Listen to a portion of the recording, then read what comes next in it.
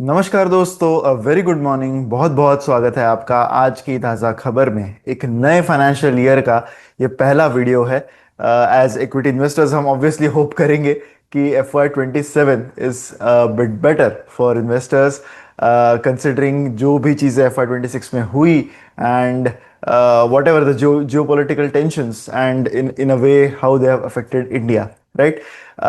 तो हमेशा की तरह हम पहले शुरुआत करेंगे ग्लोबल इकोनॉमी की न्यूज़ के साथ, फिर इंडियन इकोनॉमी की बात करेंगे and then stock wise updates लेंगे एंड देन ऑब्वियसली लास्ट में एक इंटरेस्टिंग बिलीव इट और नॉट भी यहां पर मैं आपको प्रस्तुत करूंगा, राइट।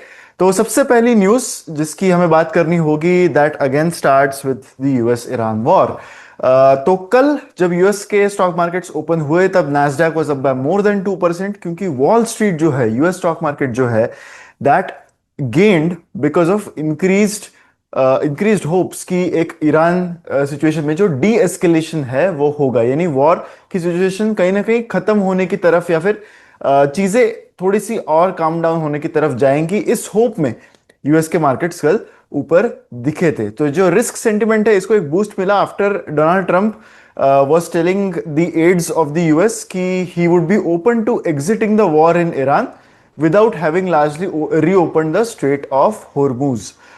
ट्रंप और उनके एड्स ने ये सिचुएशन असेस की है एंड एक mission to unblock the state जो है वो अगर करने जाए तो जो टाइमलाइन है for this current war situation वो बहुत एक्सटेंड हो जाएगी। 4 to 6 वीक का टाइमलाइन यहाँ पर हो जाएगा।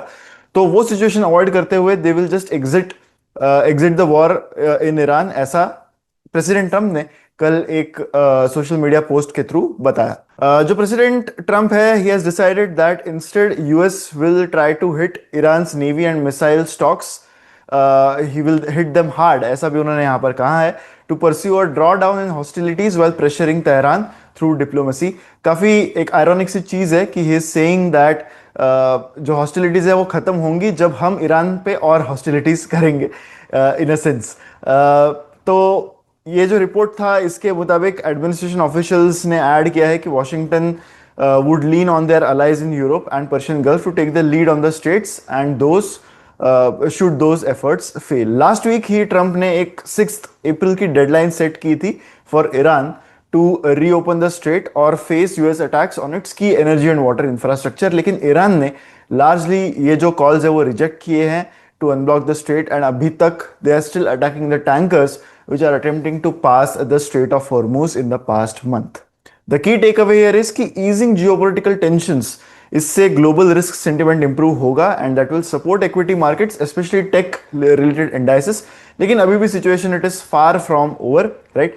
कल रात को ही as per the Indian time Iran ने एक risk threat जारी किया है फॉर यूएस कंपनीज जिनके सेंटर्स है, डेटा सेंटर्स है एंड अदर एलाइड इंफ्रास्ट्रक्चर है उनका इन द गल्फ एरिया, उनको वो अटैक करेंगे, ऐसा उन्होंने इंडिकेशन कल दिया था। अब स्ट्रेट ऑफ हॉर्मुज की बात तो हो गई, लेकिन रेड सी में भी एक सिचुएशन जो है वो थोड़ी सी नाजुक स्थिति पर पहुंचती हुई नजर आ रही है। ऑयल की रिस्क जो है वो अब रेड सी में भी एस्केलेट हो चुकी है because of Houthi rebels. Yemen के जो हूथी रिबल्स है they have given threats to intensify the attacks in the Red C.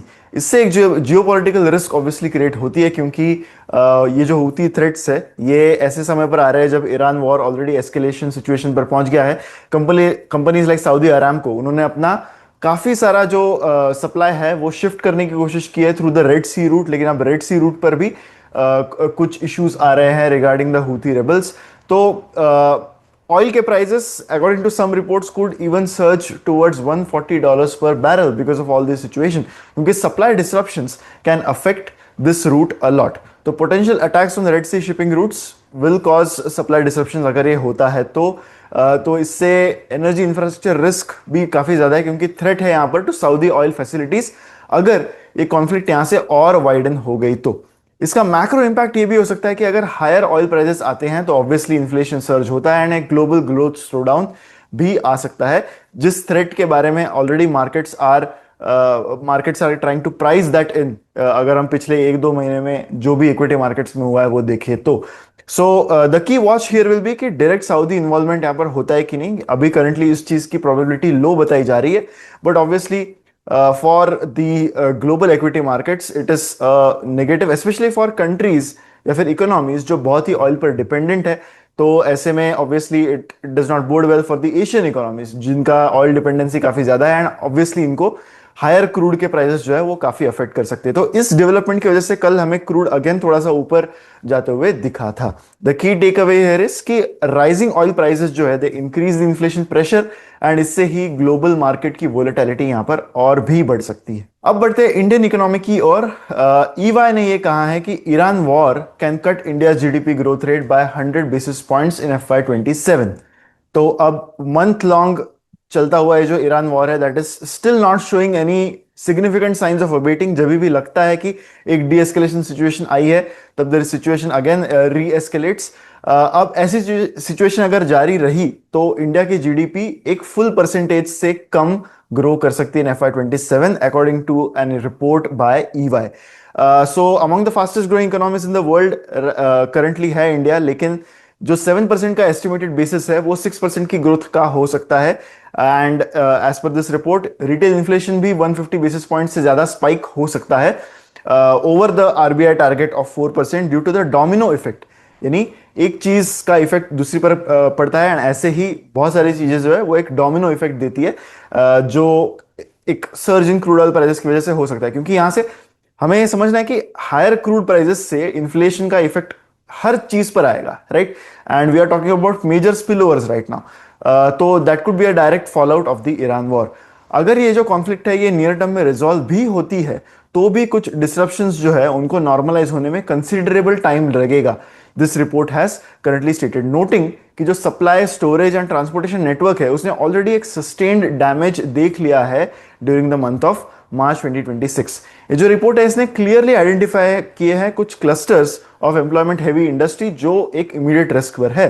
So this includes sectors like manufacturing, right, textiles, paints, chemicals, tyres, ये सारे ही चीजें जो है वो पेट्रोकेमिकल्स या फिर क्रूड डेरिवेटिव्स पर बहुत डिपेंडेंट है, तो वो यहां पर अफेक्ट हो सकते हैं। सीमेंट फर्टिलाइजर सेक्टर है जो यहां पर अफेक्ट हो सकता है, एंड ओवरऑल कंजम्पशन के लिए भी एक स्लंप हो सकता है, क्योंकि अगर एक पोटेंशियल स्लंप आता है एग्रीगेट डिमांड में, तो इनकम, एम्प्लॉयमेंट, ये सारी चीजें भी स्ट्रेस में आ सकती है, and that will definitely affect the overall consumption अगर ये चीजें वैसी होती है तो इस हेडविंड को काउंटर करने के लिए ईवाई के रिपोर्ट में सजेस्ट किया गया है कि सेंटर में need to deploy substantive counter cyclical measures which could include mobilising large industrialised states to join the centre to bolster the economic stabilisation fund, ESF जो है, जो 1 लाख करोड़ का एक फाइनेंशियल बफर है जो एस्टेब्लिश किया है इन FY26, which is basically designed to protect the economy against such global crisis। तो ये स्टेप भी शायद सेंटर को लेना पड़ सकता है, ऐसा इस रिपोर्ट ने कहा है। So the key take away here is कि द प्रोलॉन्ग्ड ईरान कॉन्फ्लिक्ट अगर होता है that can materially affect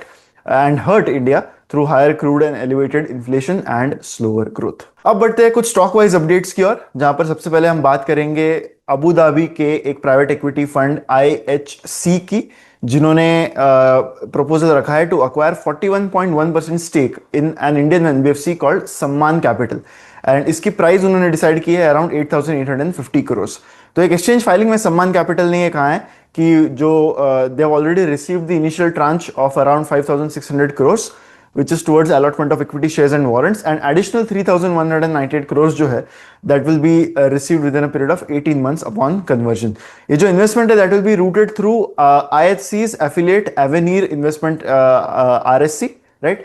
And Avenir जो है that is planning to increase its stake to around 63.3% in Sammaan Capital over the longer term। अब Sammaan Capital एक ऐसी NBFC है which has always faced a lot of scrutiny, क्योंकि इससे पहले company का नाम इंडिया बुल्स हाउसिंग फाइनेंस था। तो इंडिया बुल्स ग्रुप की ये कंपनी थी जिन्होंने थोड़ा सा मेकओवर करने की कोशिश की, rebranding themselves as Sammaan capital, but बहुत सारे जो कि एग्जीक्यूटिव्स थे they were still from the erstwhile Indiabulls company. अब ये जो टेक ओवर है इसके बाद क्या वो चीजें चेंज होती है, ये एक देखने वाली चीज होगी। यहाँ पर IHC की जो इन्वेस्टमेंट है इन सम्मान कैपिटल,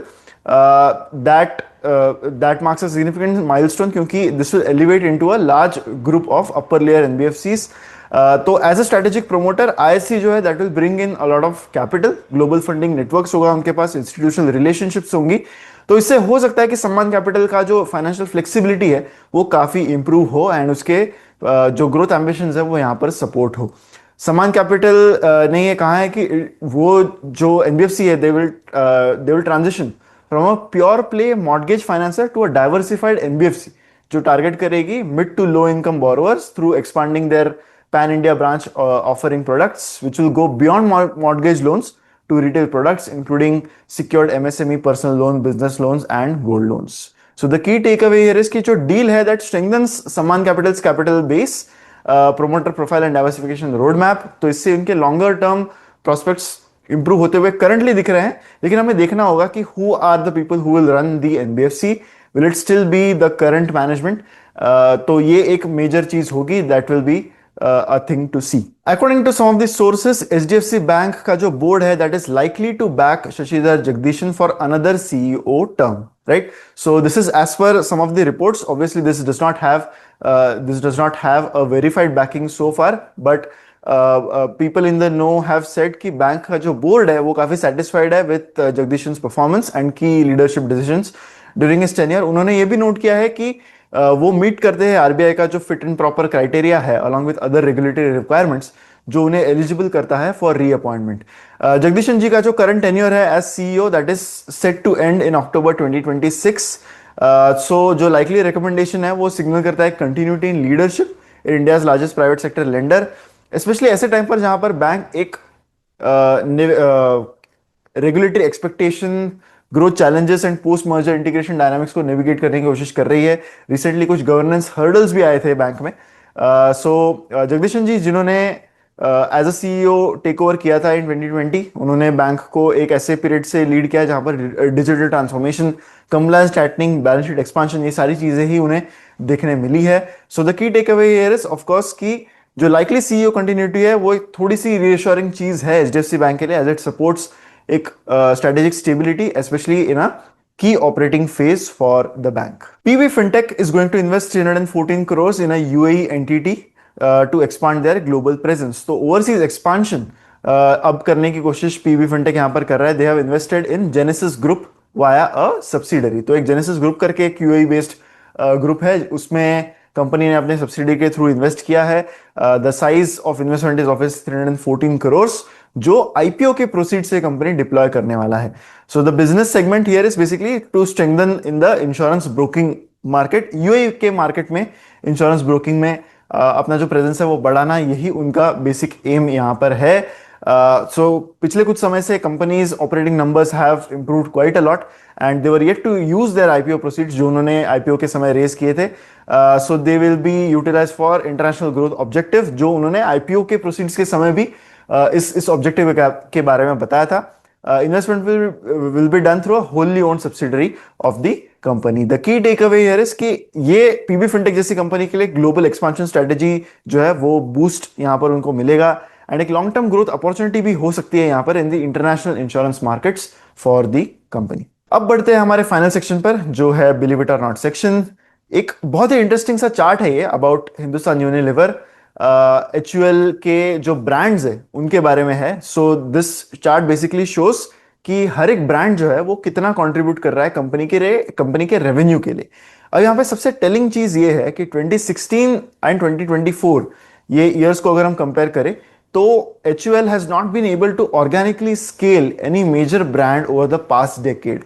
लगभग 10 साल के बाद भी उनकी कोई भी ब्रांड जो है वो ऑर्गेनिकली बहुत बड़ी तरीके से स्केल नहीं हो पाई है. That is been one of the reasons why overall उनका जो ब्रांड पोर्टफोलियो है and overall their revenue numbers have not really grown that much.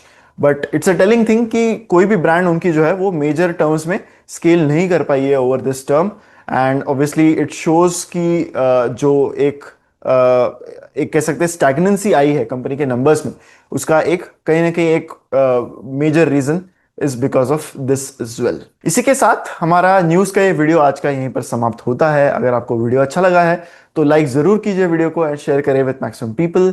ऐसी वीडियोस के लिए हमारे चैनल पर बने रहिएगा एंड ऑफ कोर्स हमारी वेबसाइट investYadnya.in को विजिट करना मत भूलिए. यहाँ पर बहुत अच्छे प्रोडक्ट्स है लाइक मॉडल पोर्टफोलियोज, स्टॉकोमीटर एंड फंडोमीटर जिन्हें आप सब्सक्राइब कर सकते हैं. एंड हमारी वेबसाइट को अगर विजिट करने के बाद आपको यहाँ पर काफ़ी अच्छे कूपन कोड्स एंड डिस्काउंट्स भी आपको मिल सकते हैं. You can contact our sales team for that as well. मैं आशा करता हूँ कि आप जरूर हमारी वेबसाइट चेकआउट करोगे एंड ऐसी वीडियोज़ के लिए हमारे चैनल पर बने रहोगे. मिलते हैं अगले वीडियो में. Thank you so much.